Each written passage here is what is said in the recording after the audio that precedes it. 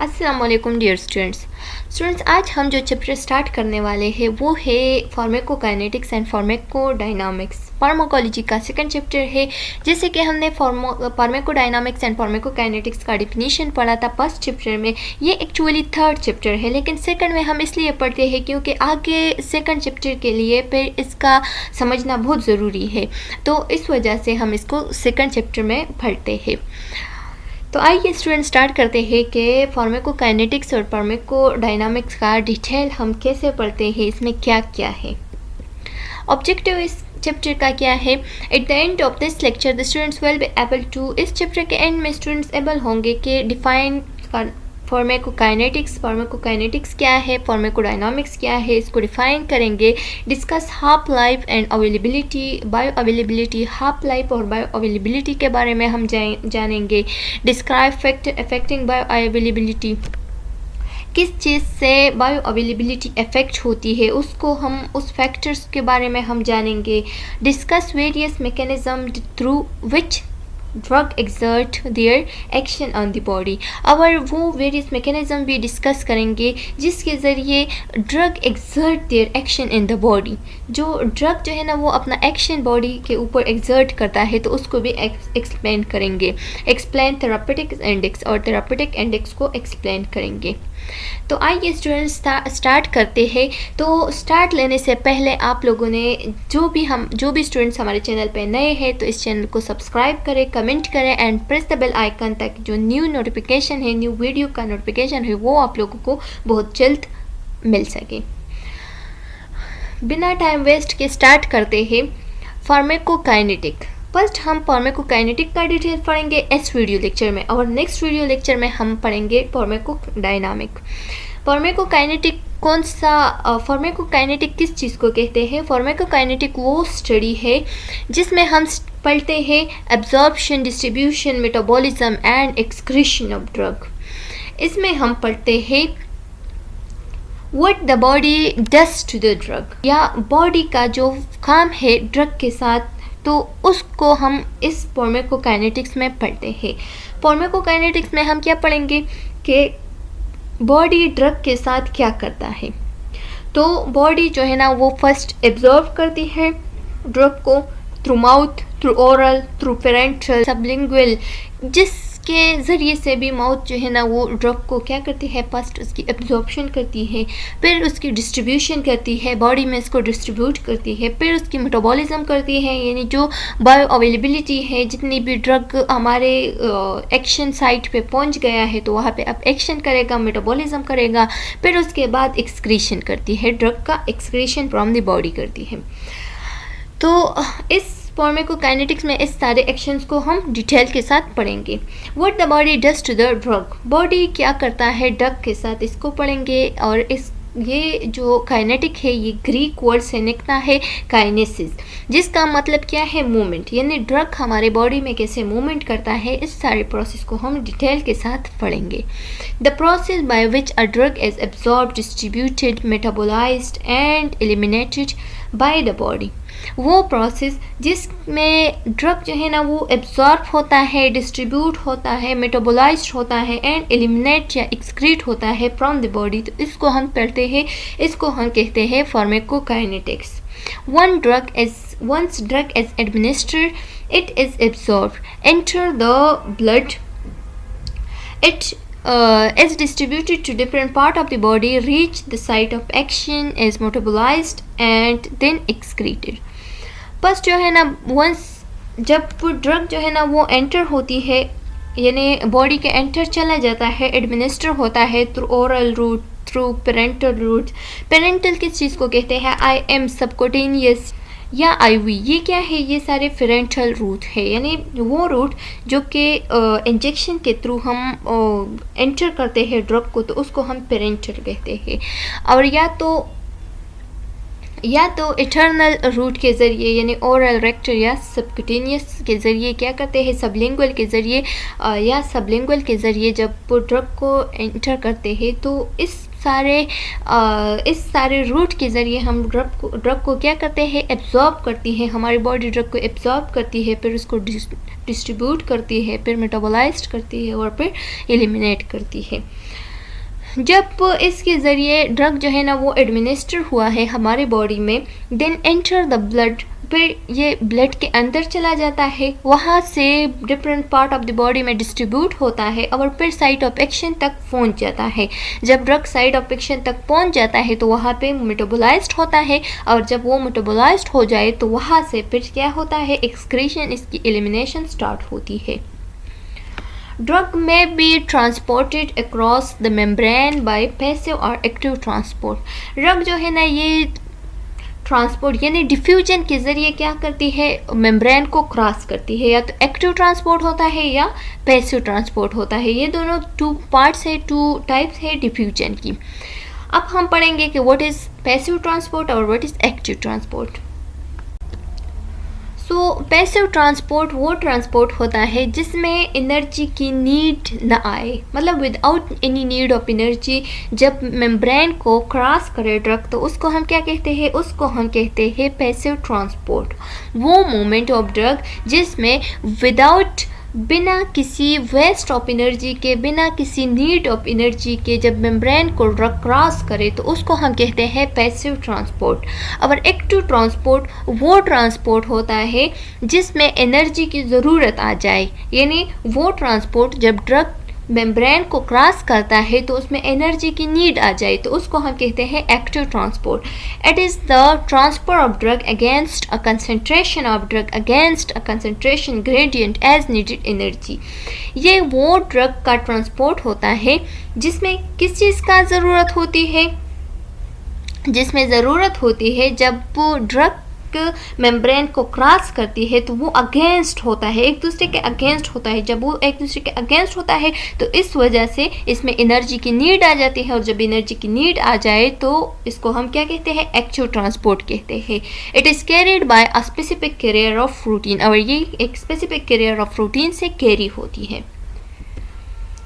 अब पढ़ेंगे pharmacodynamic. Pharmacodynamic कौन से प्रोसेस को कहते हैं? Pharmacodynamic is the study of the effect of drug on the body. Pharmacodynamic वो प्रोसेस को हम कहते हैं या वो इफ़ेक्ट को हम कहते हैं जिसमें हम पढ़ेंगे कि अब ड्रग बॉडी के साथ क्या करता है। पहले हम फार्माकोकाइनेटिक पढ़ा हमने। फार्माकोकाइनेटिक में ये था कि बॉडी ड्रग के साथ क्या करती है, अब हम पढ़ेंगे ड्रग बॉडी के साथ क्या करती है, यानी ड्रग का क्या एक्शन होता है बॉडी पे। तो इसको हम क्या कहते हैं, इस प्रोसेस को हम कहते हैं pharmacodynamic. The interaction of a drug and the receptor responsible for its action in the body. वो इंटरेक्शन ऑफ ड्रग जो कि एक रिसेप्टर के साथ आ जाता है, और हर जगह पे बॉडी में हर जगह पे रिसेप्टर प्रेजेंट होते हैं जो कि अपने रिसेप्टर वो जो साइट ऑफ एक्शन होता है, जब उसको अपना रिसेप्टर मिल जाता है उसके साथ बॉन्ड बनाती है, तो वो क्या करता है, उसके साथ जब बॉन्ड बनाती है तो ड्रग अपना रिस्पॉन्स शो करता है वहाँ पे, या अपना एक्शन वहाँ पे शो करता है। अब हम पढ़ेंगे डिटेल के साथ फार्माकोकाइनेटिक्स। फार्माकोकाइनेटिक के प्रोसेस को हम क्या कहते हैं, life cycle of a drug भी कह सकते हैं। तो life cycle of the drug में क्या आते हैं, एक है एब्जॉर्प्शन। फर्स्ट हम एब्जॉर्प्शन को डिटेल के साथ पढ़ेंगे, फिर हम पढ़ेंगे डिस्ट्रीब्यूशन, फिर मेटाबॉलिज्म या डिग्रेडेशन। मेटाबॉलिज्म को हम डिग्रेडेशन भी कह सकते हैं, और लास्ट में हम पढ़ेंगे एक्सक्रीशन। इस सारे को याद करने के लिए हमारे साथ एक फार्मूला है जो कि आप लोग मेमोराइज कर सकते हैं, आदमी का फार्मूला, ADME, आदमी। A for absorption, D for distribution, M for metabolism, degradant. अगर फार्मूले के साथ याद करना है तो फिर मेटाबॉलिज्म, अगर विदाउट फार्मूले याद करना है तो डिग्रेडेशन भी आप लोग लिख सकते हैं। एंड द लास्ट वन क्या है, एक्सक्रीशन। स्टूडेंट स्टार्ट करते हैं absorption. What is absorption? Absorption is defined as the passage of the drug from the site of administration into the circulation. Absorption वो प्रोसेस है जिसमें हम डिफाइन करते हैं पैसेज ऑफ द ड्रग, यानी जहाँ पे ड्रग पास हुआ है। अब फॉर एग्जांपल हमारे बॉडी में ड्रग एडमिनिस्टर हुआ है, तो अब ये ड्रग क्या करेगा, ये हमारे बॉडी में सर्कुलेशन करेगा, और ये इस तरह के सर्कुलेशन के लिए एक मेम्ब्रेन होता है, उस मेम्ब्रेन को क्या करना पड़ता है, उस मेम्ब्रेन को क्रॉस करना पड़ता है। तो जब वो इस मेम्ब्रेन को क्रॉस करे तो वो क्या करता है, यानी जब उसने इस ड्रग ने इस मेम्ब्रेन को क्रॉस किया तो इसका मतलब ये कि ड्रग का एब्जॉर्प्शन हो गया। For a drug to reach it site of action, drug के रीच कर मतलब ड्रग अगर पहुंचना चाहे अपने साइट ऑफ एक्शन तक, जहाँ पे उसकी ज़रूरत है, जहाँ पे उसकी नीड है, तो वहाँ पे पहुँचने के लिए it must pass through various membrane. तो ये वेरियस टाइप ऑफ मेम्ब्रेन को क्रॉस करती है depending on the route of the administration, जो कि डिपेंड करती है किस चीज़ को, रूट ऑफ एडमिनिस्ट्रेशन पे डिपेंड करती है। फॉर एग्जांपल अगर हम किसी ड्रग को IM के साथ एडमिनिस्टर करें तो उसके लिए वेरियस टाइप ऑफ मेम्ब्रेन है, तब उसको क्रॉस करेगा, जब उसको क्रॉस करे तब ही ये क्या हो जाता है और बॉडी में ब्लड के साथ एब्जॉर्ब हो जाती है। या जब हम एक ड्रग को सबक्यूटेनियस के ज़रिए एडमिनिस्टर करें तो तब भी इसको बहुत सारे मेम्ब्रेन के साथ क्या करना पड़ता है, पास होना पड़ता है। तब जब मेम्ब्रेन से पास होना पड़ता है तो इसके एब्जॉर्प्शन में बहुत ज़्यादा टाइम लगता है। या अगर सबसे ज़्यादा टाइम किस चीज़ में लगता है, अगर ड्रग को हम ओरली एडमिनिस्टर करें, तो जब ओरली एडमिनिस्टर करें तो ये फिर वहाँ मतलब ब्लड में पहुँचने के लिए, ब्लड में एब्जॉर्ब होने के लिए इसके लिए बहुत ज़्यादा टाइम की ज़रूरत होता है और बहुत ज़्यादा टाइम में ये क्या हो जाता है, एब्जॉर्ब होता है ब्लड के साथ। एक रूट है जिसको बिना टाइम के डायरेक्ट ही क्या हो जाता है, एब्जॉर्ब होती है ब्लड में ड्रग, तो वो क्या है, IV है। IV रूट हम डायरेक्ट ही ड्रग को क्या करते हैं, एब्जॉर्ब करते हैं, डायरेक्ट ही एडमिनिस्टर करते हैं ब्लड को IV यानी इंट्रावेनस के ज़रिए क्या करते हैं, ड्रग को एडमिनिस्टर करते हैं IV रूट पे, और जब IV रूट पे एडमिनिस्टर करते हो डायरेक्ट ही एब्जॉर्ब होती है ब्लड के साथ। Absorption occur by one of the process, passive diffusion और एक्टिव डिफ्यूजन। जैसे कि हमने पढ़ा कि एब्जॉर्प्शन जो है ना वो 2 प्रोसेस पे होता है, मतलब 2 टाइप ऑफ प्रोसेस है, 2 टाइप ऑफ डिफ्यूजन है हमारे साथ। एक प्रोसेस पे ये एब्जॉर्प्शन होगा, या तो पैसिव डिफ्यूजन होगा या एक्टिव डिफ्यूजन होगा या active transport. Thus, except for IV route, absorption is important for all other route of administration. Except IV route, जैसे कि हमने बात की कि IV route डायरेक्ट ही एब्जॉर्ब होता है ब्लड के साथ ड्रग, तो इसलिए IV के एक्सेप्ट बाकी सारे रूट्स को क्या करना पड़ता है, एब्जॉर्प्शन ऑफ ड्रग बहुत इम्पोर्टेंट है। फैक्टर अफेक्टिंग ड्रग एब्जॉर्प्शन, अब वो फैक्टर हम पढ़ेंगे जो कि अफेक्ट करती है ड्रग के एब्जॉर्प्शन को।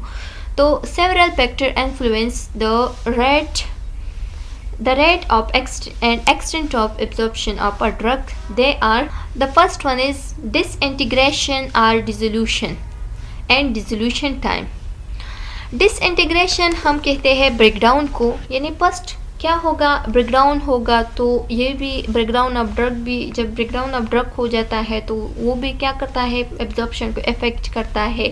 फिर उसके बाद डिसोल्यूशन में टाइम लगता है। अगर ओरली हम क्या करें, ब्लड को, ड्रग को अंदर करें, एडमिनिस्टर करें, या अगर या IM के ज़रिए हम ड्रग को क्या करें, एडमिनिस्टर करें, या सबक्यूटेनियस के ज़रिए अगर ड्रग को रेक्टल, तो इससे क्या होता है ओरली, तो इससे डिसोल्यूशन टाइम लेता है, मतलब एब्जॉर्प्शन में टाइम लगता है, तो ये भी अफेक्ट करता है एब्जॉर्प्शन को।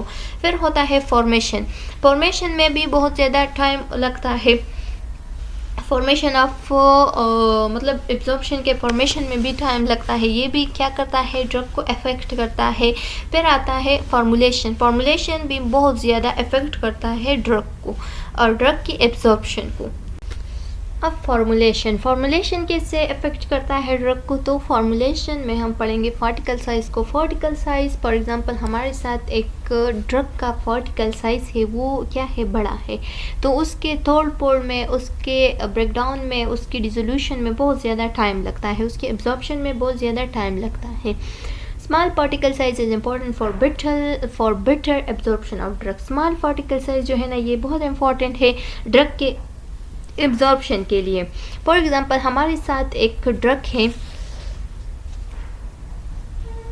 विनकोमाइसिन जो एक ऐसा ड्रग है जो कि बहुत ज़्यादा बल्की होता है, तो उसकी बल्की होने की वजह से क्या, जब हम उसको ओरली एब्जॉर्ब करते हैं या ओरली एडमिनिस्टर करते हैं, तो वो ओरली जब हम उसको एडमिनिस्टर करते हैं तो वो वेरी स्लोली एब्जॉर्ब होती है।